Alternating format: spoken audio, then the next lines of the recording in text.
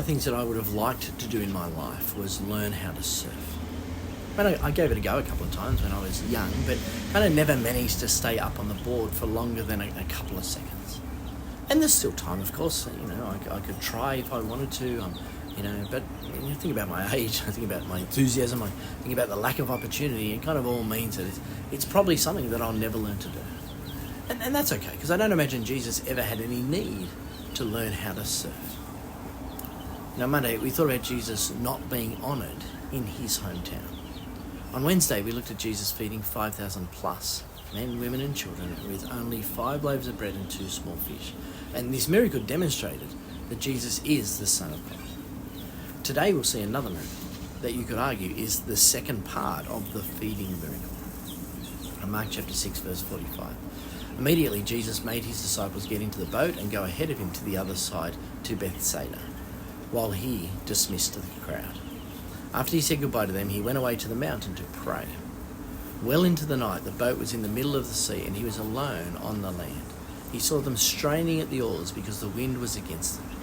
Very early in the morning, he came toward them, walking on the sea, and wanted to pass by them. When they saw him walking on the sea, they thought it was a ghost and cried out, because they all saw him and were terrified. Immediately he spoke with them and said, "Have courage, it is I. Don't be afraid." Then he got in the boat with them, and the wind ceased, and they were completely astounded. I do love how Mark writes this. The disciples are already crossing over the lake, and Jesus has no boat to catch up to them, and so he simply walks across the water. But as would be the case with us as well, the disciples see Jesus and think he's a ghost. And so Jesus gets into the boat, calms the storm again, and also calms the disciples. Now, the question we asked on Wednesday was, who is Jesus?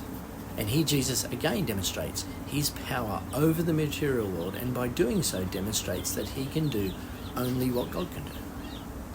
And yet we read in Mark chapter 6, verse 51, the disciples were completely amazed, for they had not understood about the loaves. Their hearts were hardened. Now that's a tough thing to read. Right? Because these are men that Jesus has personally chosen to be his disciples. These are men who have not only seen all that Jesus has done, but they've heard him teach and they've listened to him explain to them the point of his teaching and his miracles. And yet they still don't understand. In fact, Mark tells us that they didn't understand how Jesus could walk on water because they had not understood about the loaves. And so what was it that they didn't understand? Well, simply they still haven't grasped that Jesus is the Son of God, because they don't see the Exodus backdrop to this passage. Okay, God rescued his people out of Egypt in what was one of the most definitive moments of salvation in the Old Testament. And it was this moment that brought forth God's name, this moment that brought forth the temple, this moment that brought forth the sacrificial system, this moment that brought forth the law, and this moment that demonstrated that God loved his people and was prepared to act on their behalf. Okay, the parting of the Red Sea and the feeding of the manna from heaven is central to what God did during that time. And now Jesus stands before the disciples and brings food virtually out of nothing and controls the wind and the water, and the disciples are meant to see that. They're meant to see that Jesus is the shepherd of God's people, that Jesus has the power and authority over the natural elements, and that Jesus does what only God can do. Now, friends, we see it, but like the disciples, in this moment, many don't. And so spend a couple of minutes in prayer and pray for those you know who need God to soften their hearts to the truth about salvation.